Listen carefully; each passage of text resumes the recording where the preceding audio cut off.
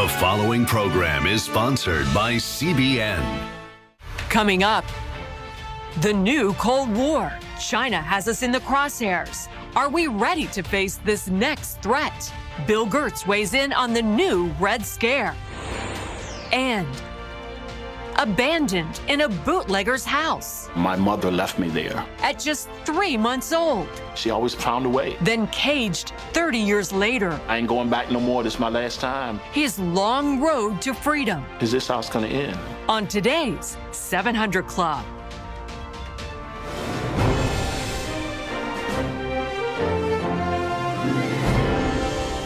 Well, welcome to the 700 Club. Roaring flames incinerating everything in their path. Savage hurricane-force winds fanning the blazes. 25 million people in California and Arizona now under extreme red flag fire warnings. When could the worst happen? Heather Sells has the terrifying scenario. More than 25 million people in California and Arizona face red flag fire warnings today. The National Weather Service is trying to highlight the danger by calling it an extreme red flag warning. Last time we saw conditions like this, hundreds of homes burned, acres were burned, and it ran clear to the west. One of the biggest problems, hurricane-force winds, especially in Southern California. The National Weather Service says wind gusts could reach 80 miles an hour, the strongest wind event in years. We're at the time of year where we haven't seen any moisture in our fuel beds for an extended period of time. The fuels are critically dry. They are receptive to new fire as well as fire spread. This dash cam footage shows the moment the blaze broke out along the 405 freeway. Investigators say that high winds broke off a tree branch and it landed on power lines, igniting nearby brush. More than 9,000 people in Southern California are still under evacuation orders.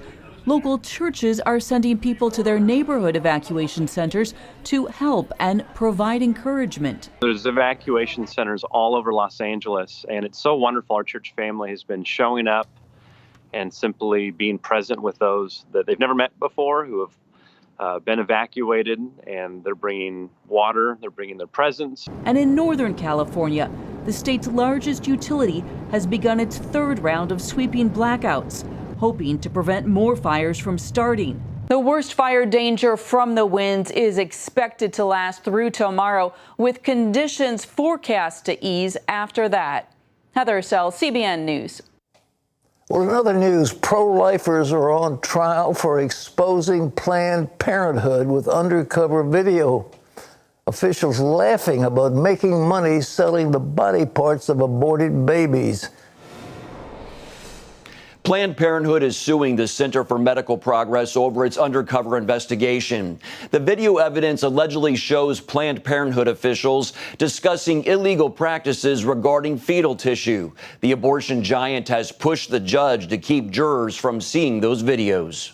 Buying and selling human fetal tissue is illegal in the United States. Federal regulations also prohibit anyone from altering the timing or method of an abortion for the sole purpose of later using the tissue in research. CMP investigators recorded Planned Parenthood officials talking about methods of obtaining organs from aborted babies. So if we alter our process and we are able to obtain intact fetal cadavers, it's all just a matter of line items. And laughing about how much money they can make. We agreed that $100 would keep you happy. I want a Lamborghini. I said I want a Lamborghini. Don't we all, right? Yeah, exactly. The American Center for Law and Justice is a part of CMP's defense legal team. Executive Director Jordan Sekulow says Planned Parenthood fought hard to keep the videos out of the courtroom, even convincing the judge to keep the jury from seeing them, until their attorneys made a fatal error. Ultimately, Planned Parenthood made the fatal flaw of bringing up one of the defendants here to testify. She testified very clearly about why she did what she did, going undercover to expose potential criminal activity by Planned Parenthood. That opened the door for the videos to be shown in court. Everything changed when the jurors saw those videos and then had to hear not just from the defendants in the case who did the undercover investigative work, but they heard from the abortionists themselves about joking about making money or getting a Lamborghini from selling babies' body parts after the babies had been aborted. Sekulow emphasizes the trial is also about free speech and protecting those who speak out on behalf of the unborn. We also have to fight for pro-life speech. And this is one of those issues where you are fighting for just pro-life speech, for the ability to get out good investigative journalism, which is done all the time without issue, unless, of course, it's the abortion industry who you are trying to investigate, and suddenly the courts start treating them differently. Sekulow says if the jury rules against the defendants, they could have to pay financial penalties in the hundreds of thousands of dollars. The trial is expected to continue into November, possibly wrapping up around Thanksgiving. Mark Martin, CBN News. And a trial to watch indeed. Pat? I'm happy to report that my granddaughter, Christy Steerhoff, is the one who was in court and who caught them on that and who got that because they were trying to, the judge in that case, they've tried to recuse him, but he won't be recused. But his wife is a strong supporter of Planned Parenthood. And there's a gag order been put on this whole trial. And until the trial began, and it's just amazing what's happened, but they are the ones that brought in the defendant, and they try to put them on the stand. And having done that, then my granddaughter began to say, well, all right, Your Honor, they opened the door to this other testimony, and we have an absolute right to cross-examine this particular witness, and we have a right to show the jurors. And show the video. Show the video, and that's what it does. Yeah. So I got a pretty good granddaughter, and I'm really proud of her. Ephraim. Pat, a resolution establishing guidelines and procedures for a House impeachment investigation puts one of the president's biggest critics in the driver's seat. House Intelligence Committee Chairman Adam Schiff will have power to call public hearings and to oversee the witness list. The resolution says Republicans can suggest subpoenas and witnesses, but Democrats have the final say. The measure also includes wording on due process rights for the president. Speaking on Fox News' Hannity program, Republican Senator Lindsey Graham had harsh words for the resolution.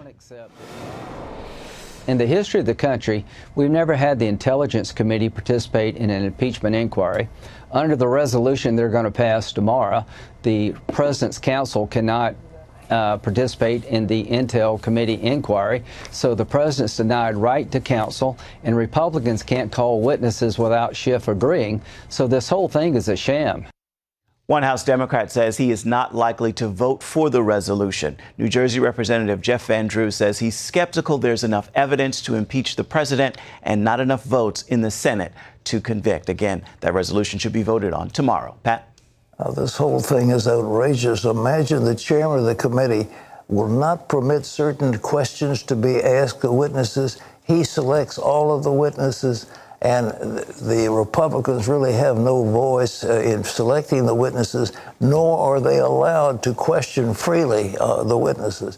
It's just an outrage. And ladies and gentlemen, I've said it before, I'll say it again, there is no way that these Democrats will dare to vote impeachment, to vote a bill of impeachment, because they will have to stand before the voters not in December, but it'll be January, February, and March. And the voters will say, well, what did you do about health care? What did you do about infrastructure? What did you do about balancing the budget? What did you do on these crucial foreign policy issues? What did you do?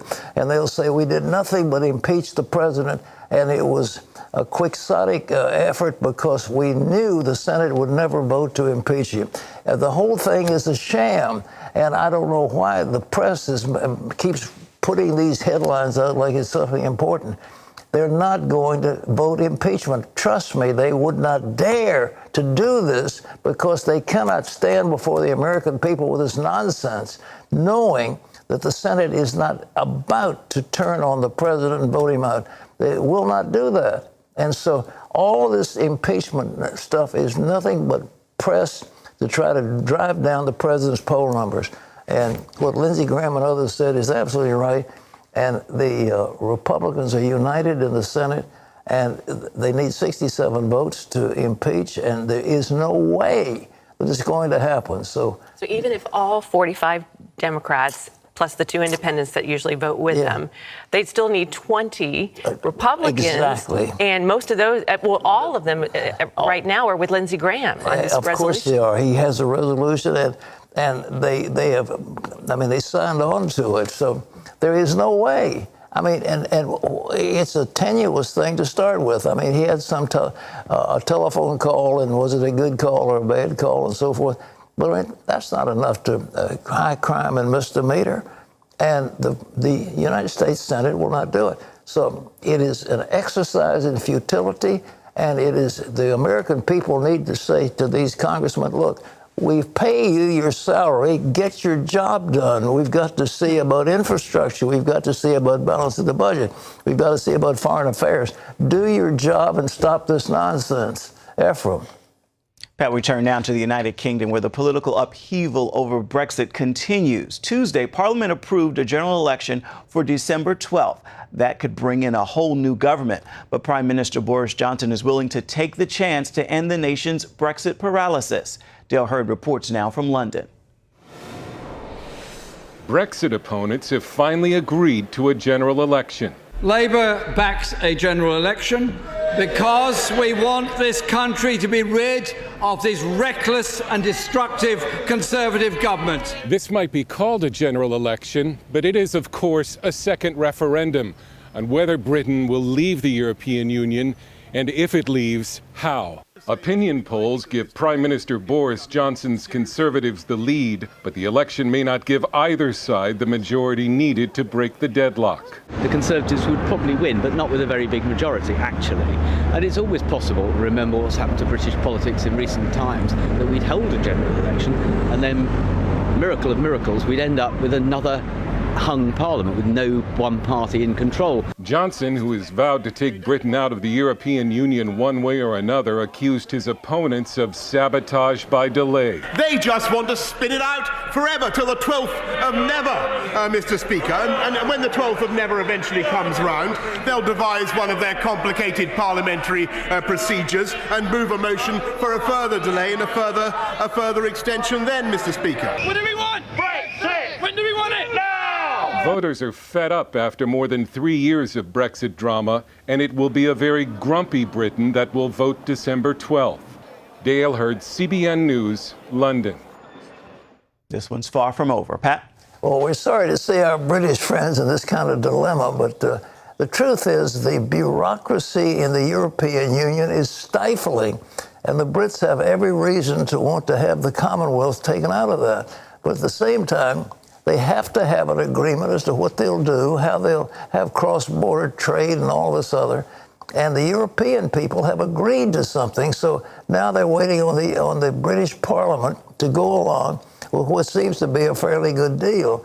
And it's amazing, but it is, it's theater. I mean, they just insult each other with They're quite entertaining. But you think Brexit is going to be good for Europe and the world? Absolutely. I think it's time that, bureaucracies are stifling to free enterprise, and they're unelected bureaucrats over in Europe who are controlling the flow of trade and commerce and all the rules. Bureaucrats love to impose rules on people. Mm-hmm. That's what they do. They like to pass regulations and make life hard for the average citizen. So the Brits are saying, we're tired of this, we want to come out. Well, good for them, but they've got to get together, and there has to be an agreement with the European Union if they're going to pull out, because, just trade back and forth. What do they do with Northern Ireland? What does the other part of Ireland do? I mean, how does British, they've got a Commonwealth and Australia, Canada, and so forth. How does this all fit in? And I think that they claim to have made some kind of a deal. And now it's the British Parliament that's dragging its feet, and Boris Johnson has a right to be upset. So what's next? All right, still ahead. Abandoned in a bootlegger's house at birth and abused by his foster mother's boyfriend. You'll never believe how this once hopeless addict wound up with a role on a major TV series. But first, what's a bigger threat than ISIS? The new Red Scare. And guess who's in the crosshairs? Find out right after this.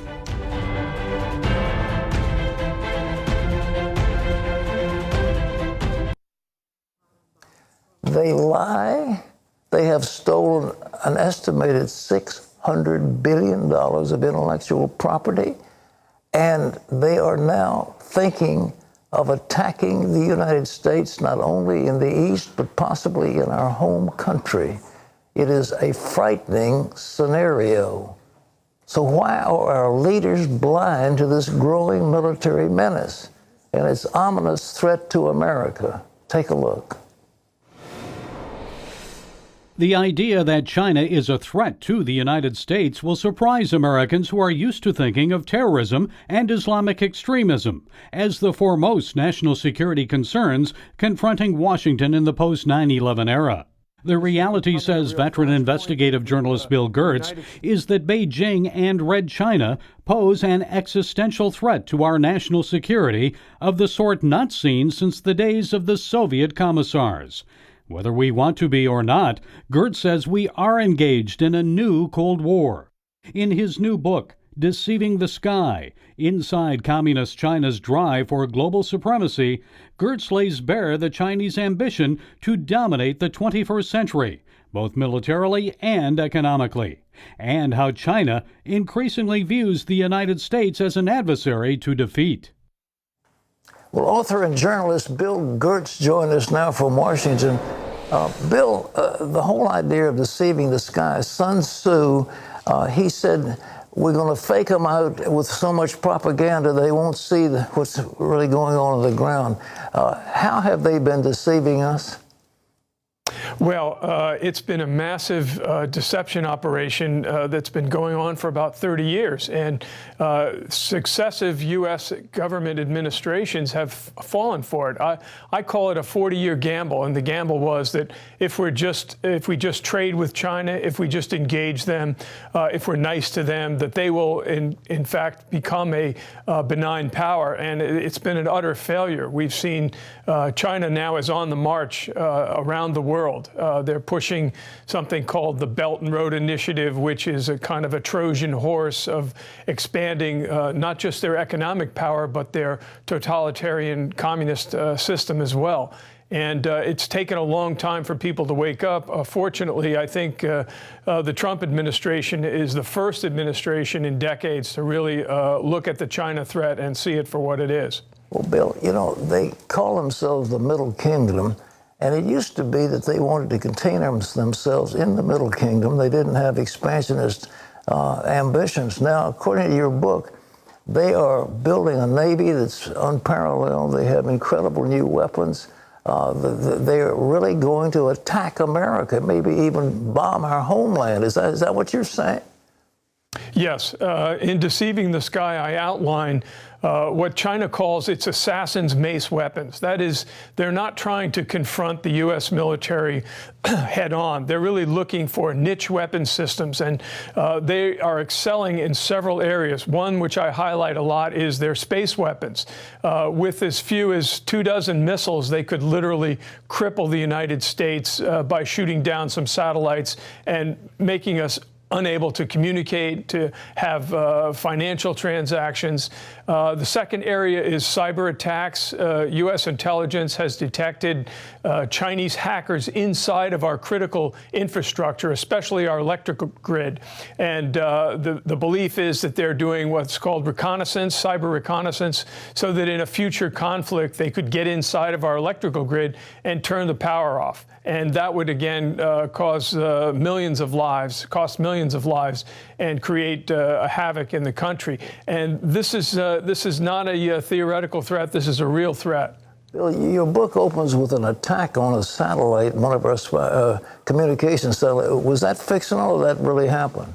That really happened. It was in 2007, and it created a debris field which has tens of thousands of floating pieces of debris, which now threaten both manned and unmanned spacecraft. The Chinese have changed tactics since that 2007 test firing. Now they're working on high-powered lasers, which are an ideal weapon to destroy satellites. All you have to do is heat up an orbiting satellite, and you can fry the electronics or damage the optics that are used to communicate with the ground. So this is a growing threat. You talked about a railgun, too. I mean, something apparently they stole our technology, but what does that do? Is it some kind of an advanced artillery piece?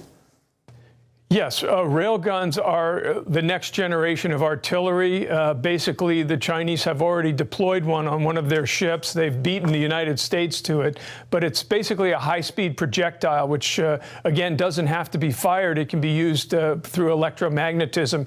And, again, it's one of those high-tech weapons, which, again, they've stolen from us. As you mentioned, the massive theft of American technology ranges from $250 billion a year to $600 billion a year.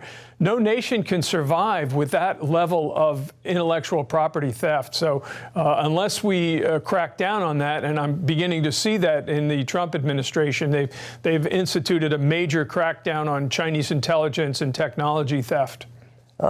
This Xi Jinping, you point out that he has one of his heroes is Adolf Hitler and Joseph Stalin, and he hates Deng Xiaoping and he hates Ronald Reagan. Talk to us about him. Yeah. Xi Jinping has emerged as the new Mao Zedong, who is the founder of Communist China. And he's taken unprecedented power. He changed the constitution to make himself dictator for life. And he's going about a kind of a scorched earth policy to really promote the communist ideology. His doctorate in college was scientific socialism, which is a euphemism for communism. And again, we see under Xi Jinping that they're instituting massive human rights violations in Western China. As many as 1 million and up to 2 million Uyghurs have been imprisoned in concentration camps.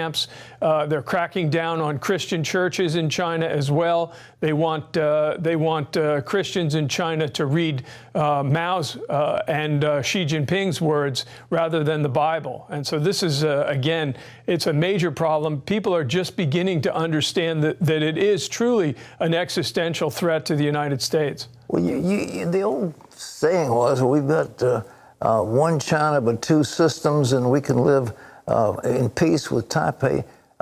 In your book, you indicated 2020 might be the time they'll try to attack Taiwan. Is that correct?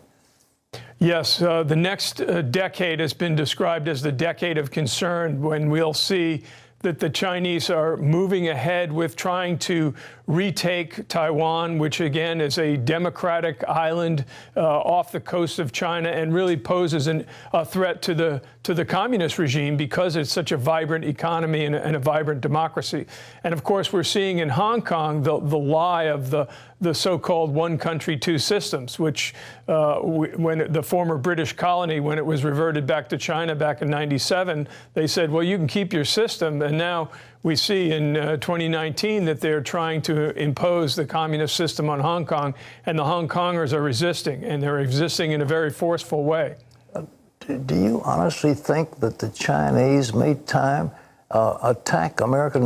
They've tried to move into the South China Sea. They've built up little islands out there. They've taken over the Spratlys. Will we stand against them, you think, militarily, or will we have the intestinal fortitude to do that? I think we will. Certainly, the Trump administration has indicated that. I was in Beijing in June of 2018 with then Defense Secretary Jim Mattis, and he basically told the Chinese that we need to settle this South China Sea dispute. The U.S. sees it as international waters. China sees it as a Chinese lake. And Mattis told the Chinese generals and Xi Jinping that if we don't resolve this, we're looking at July 1914, which is a not so subtle hint that some type of miscalculation in the South China Sea could lead to a world war. Have they got missiles and nuclear weapons capable of reaching the United States? Would they try an attack on our homeland? Well, they claim that their nuclear policy is no first use, but the Pentagon has questioned that policy. They have developed a massive nuclear arsenal. It's in something that's called the Great Underground Wall, some 3,000 miles of tunnels where they have production facilities and storage facilities, and they have an array of missiles of all ranges, from short range to long range missiles. They're just beginning to deploy a new DF-41 missile, which will have 10 warheads, which represents a large increase in their nuclear arsenal. The Trump administration has been trying to get China to enter into arms negotiations, to try and do that with the Russians as well, and the Chinese have said no thanks. Any discussion of our nuclear capabilities would undermine the deterrent value. So again, this is, again, you talk about an existential threat, some type of miscalculation from one of the PLA generals, and yeah, we could see a major conflict in the future. Well, in your book, you indicated there might be a possibility of seeing the unrest in China that might overthrow the repressive regime that's now in charge? Yes. I think that, you know, going back to the Cold War, few intelligence people predicted the collapse of the Soviet Union. I think there's similar type of instability developing in China right now. Under Xi Jinping, he's instituted a massive purge of both military and party leaders, and I think that that has created a kind of an underlying sense of instability. And yeah, I could see the regime being overthrown very suddenly and without warning. So again, we don't have really good intelligence there. As I outlined in Deceiving the Sky, back in 2010, the CIA lost as many as 30 of its recruited agents because of a traitor in the CIA and a breakdown of their agent communication system. You know, I was in Korea and the Chinese came in, you remember that Yalu River and all that stuff. They came in blowing bugles and fighting. They have a massive, massive army. And if they have North Korea linked in with them and so forth, I mean, the United States and its allies can be very vulnerable. And I don't know, again, if we have the intestinal fortitude to stand up, because you remember they sacked MacArthur because he said we've got to, you know, go over and put a barrier to North Korea, but we didn't do it. And so now we've got little Kim Jong-un with his missiles. So are the Chinese going to work, you think, with the North Koreans in some kind of a move like that? Well, yeah, you mentioned the Korean War. That was really the last time that the Chinese were engaged in a major ground conflict. Since that conflict in the 50s, they've shifted tactics. They're not going for ground forces. They're going for missile forces and anti-satellite weapons and cyber attacks and submarine warfare. Those are the areas that they're going in. And they do have a defense relationship with North Korea. China frequently tells the United States in its official meetings that it really doesn't control North Korea, but nobody's fooled by that. It's clear that Beijing is totally in control and could control North Korea if it so chose to do, just by cutting off oil and energy resources to North Korea. You know, this book, if anybody reads it carefully, can scare the living daylights out of you. I don't know if you intended to wake up America that way, but if there is bad a threat, we've been focused on Turkey, we've been focused on the Middle East, and this monster has risen in the midst. You know, I've predicted, and I've seen the old days of the Christians. I've been over there. We've done humanitarian work all over China. And I thought it was going to become the largest Christian nation on earth. But Xi is tearing down churches and persecuting Christians. What do you think about that Christian underground? Do you have any knowledge of that? Well, you know, for a long time, there was a slight accommodation. The regime kind of tolerated the underground church, which includes millions of believers. And that's changing now. Under Xi, again, they've instituted new ideological guidelines. They're really pushing Chinese communism again.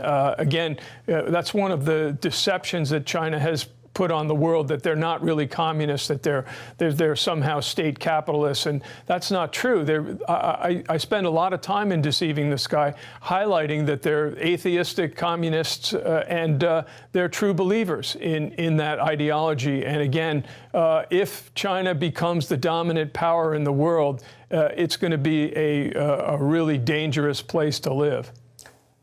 One last question. Do you think it's going to happen?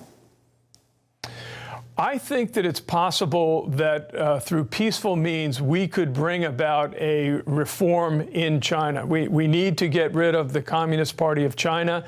It's kind of like a mafia-like organization right now, totally corrupt and run by a few major crime families. I think if the U.S. government would do a white paper and really expose the true nature of the Communist Party of China, I think that would go a long way towards bringing about some real change over there.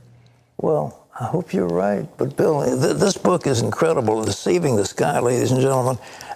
The weapon systems, the cyber warfare against us. And by the way, they hacked in, I think you said several million of our key people, that they have the bios of the personnel office of our key leaders, and they know how to manipulate all of them. Is that correct? Yeah, they are very good at taking big data, which they've stolen from the U.S. government. The Office of Personnel Management, several years ago, they stole 22 million records of all of our classified law enforcement, military, and intelligence people. They're using that now as part of their cyber and espionage efforts. And it's, again, the intelligence threat from China is one of the most serious problems facing the country. The good news is the Justice Department is right now engaged in a massive crackdown on Chinese spying. On almost a weekly basis, we're seeing arrests of Chinese technology thieves and Chinese spies. Bill Gertz, thank you. The book, ladies and gentlemen, is called Deceiving the Sky. Wow, that's Sun Tzu, how you can deceive the sky and fool these people. I had thought in myself that under Deng Xiaoping, to be rich is glorious. They were having a renaissance, and we've been working over there for years in China, and there's been a warmth and openness. And now the crackdown, it just breaks your heart that they're actually bulldozing churches, and the Uyghurs it's like ethnic cleansing. Much worse than we really thought, I think. Oh, unbelievable. This book, it's published somewhere or other. Somebody puts it up. You can find it where books are sold. Bill Gertz, amazing story. Wow. Amazing. All right. Coming up later, he served to defend his homeland, but then couldn't afford the basics for his own home. One warrior and his wife get the surprise of their lives. But first, how did an addict for 30 years go from living in a crack house to acting in the White House? And who's the one person who made it all happen? You're about to find out right after this.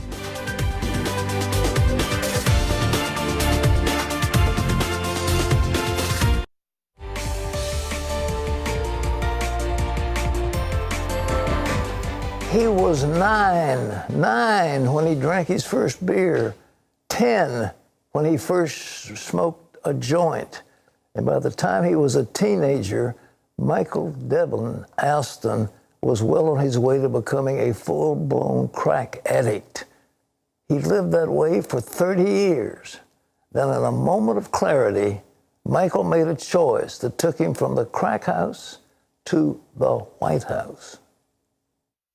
Well, for me, early childhood started at 3 months on the planet after birth, being left in a bootlegger's house. My mother left me there, and a lady that she knows by the name of Blanche Adams found me. She was never married, and she didn't have children of her own.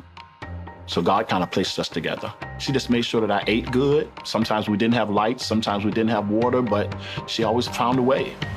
She encouraged me to get involved with the things of God and the things of church. I called her mom. She was the only mother I knew. At age 6, she had a man stand there. He would play with me a little bit and, throw the ball and promise me stuff, bicycles.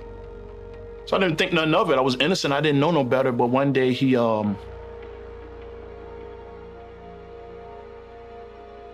put his mouth on parts of my body that he wasn't supposed to. So he told me that if I told him about it, he would kill me. And when I told Blanche about it, my mama, she didn't do anything. It was no protection. I didn't know if it was for the money. Did she think I was lying? So one night, I had to go through his room to get to the kitchen. So I went to the kitchen to get some water, as quiet as I possibly could. And when I turned back around, he was standing in the doorway with his boxers on, telling me, give me a hug. I want to hold you. And I fought past him as best I could, and I went and woke her up and told her that he was trying to hug me. She put him out, told him he had to leave. So my first sexual encounter was with a guy. And I felt dirty, and I felt like it was my fault, and I never had any problems with my sexuality, but I wondered why. And I walked around with that for decades. That's inside of me, holding it. I started to hang around with the older group because my peers made fun of me too much. They were drinking and doing drugs. So I think I had beer when I was 9, and I was 10 when I first smoked marijuana. The same year I got saved was the same year I snorted cocaine for the first time at 12 years old. It gave me an outlet, and the pain and things that I was experiencing inside, it seemed like it numbed it some. I felt happy. It appeared that people were making money. They had nice things. I knew I was poor. So I made it my business to try to be the person that everybody needed to know in order to get what they needed to get. My mama, she died around 16, 17. I was on my own. I dropped out of school. I got another job, but I was also trying to sell drugs, marijuana and cocaine when I would get my hands on it. Recreation and fun times rapidly became a habit. And once the curse of addiction got hold of me, it held me for 30 plus years. It just evolved extremely quick, and it went from snorting cocaine to smoking crack. I got incarcerated when I was 28 years old. That was the first time. It was terrifying for me because I'd never been put in a cage, told when to get up, told when to sleep. I went back to what I knew, and I got my Bible. And I started to read again, and I started to pray again. I didn't want to do drugs in jail and get high, even though it was prevalent and it was right there. Every time I got out, it didn't take long before I fell back into the same lifestyle. I would always say, I ain't going back no more, this is my last time, but every time I got back involved with the drugs, every single time that God blessed me with good jobs, career-oriented jobs, I've been divorced twice, vehicles, material things, I went right back and lost everything. I chose to be outside. I chose to sleep in abandoned buildings and in people's houses that didn't have electricity or utilities. I chose to sleep in cars. I chose to just hang on the street and not go to sleep at all for 2 or 3 days. I was angry at God at times. Why this? Why my parents leave me? Why did she die when I was so young? Why don't I have a family? If you're a loving God, why? Couldn't get it, didn't understand. When you find yourself doing things outside of the law that you wasn't raised to do, and the little bit of dignity and character that's left starts to say, and you look around and you see you haven't done nothing with your life. You've wasted decades. When God gives you a moment of clarity, it just makes you think, is this it? Is this how it's gonna end? Was it too late for me to have a purpose and walk in something that was worthwhile? And God gave me a moment of clarity to say, you know what? There's something still in you if you trust me.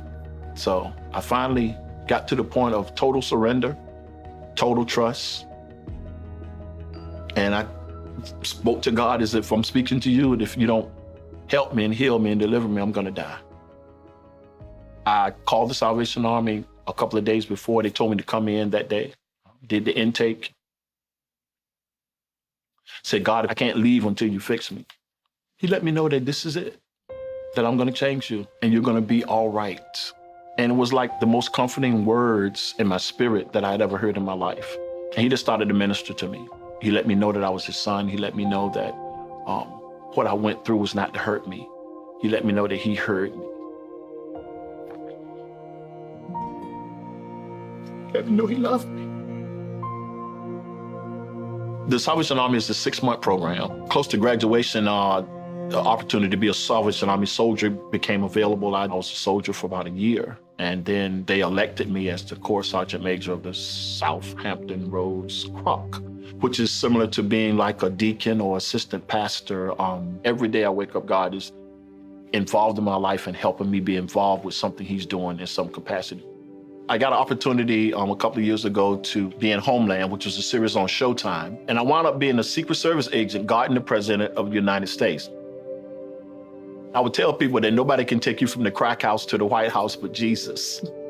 Because how do you go from guarding Pookie, Ray Ray, and Nuck Nuck to guarding the President of the United States on a major television program? I spoke at old folks' homes. I've been to Atlanta with the Salvation Army.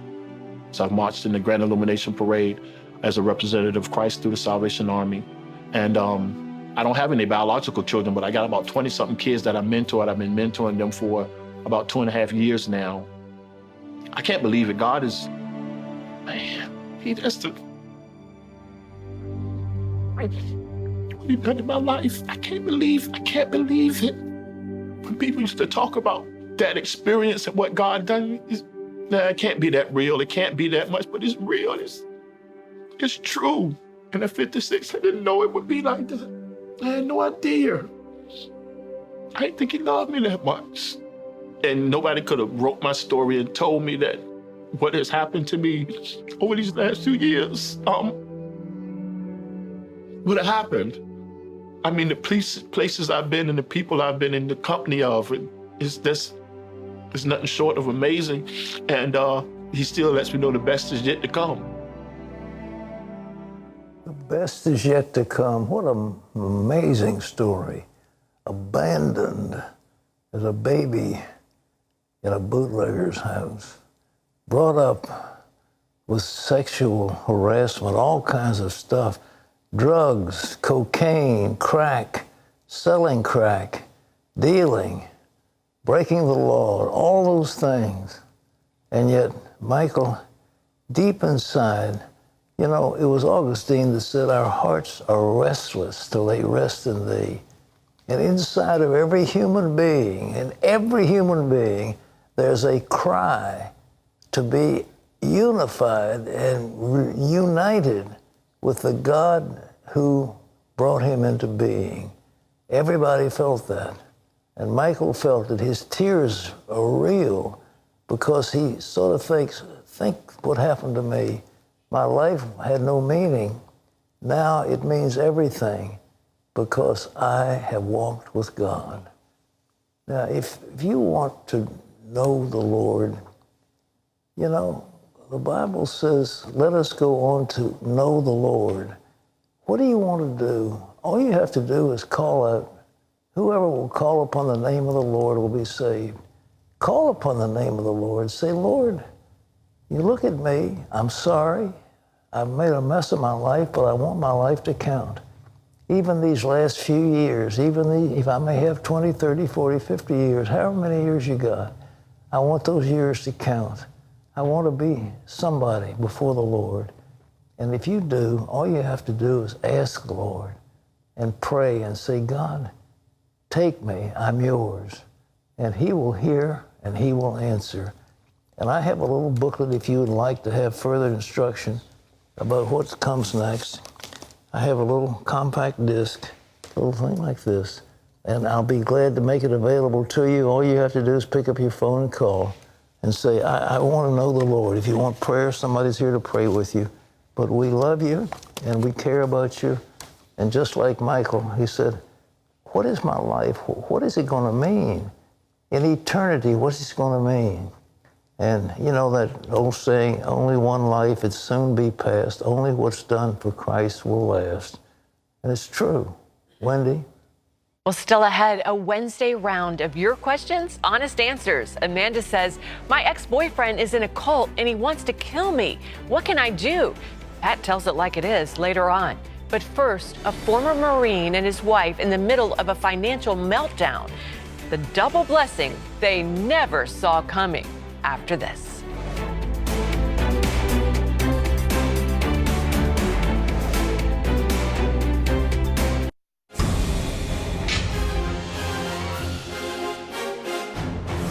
And welcome back to the 700 Club for this CBN Newsbreak. New details on the raid that took out the leader of ISIS, Abu Bakr al-Baghdadi. A Kurdish mole inside Baghdadi's safe house reportedly played a key role. Sources told the Washington Post there was an informant inside Baghdadi's inner circle. He gave crucial details, including location and layout of the safe house, even a piece of clothing from the ISIS leader. He was also on site for the raid and left with U.S. forces. One official told the paper the mole turned against ISIS after it killed one of his relatives. A federal judge blocked a strict abortion ban in Alabama. The law would make abortion a felony at any stage of pregnancy in almost all cases, and medical professionals who provide abortions could face 10 years to life in prison. But a U.S. district judge issued a preliminary injunction blocking enforcement of the law after the American Civil Liberties Union of Alabama and Planned Parenthood filed a lawsuit. Alabama is one of several states attempting to challenge the Supreme Court's decision on Roe versus Wade. Remember, you can always get the latest from CBN News by going to our website at cbnnews.com. Pat and Wendy are back with more of today's 700 Club right after this.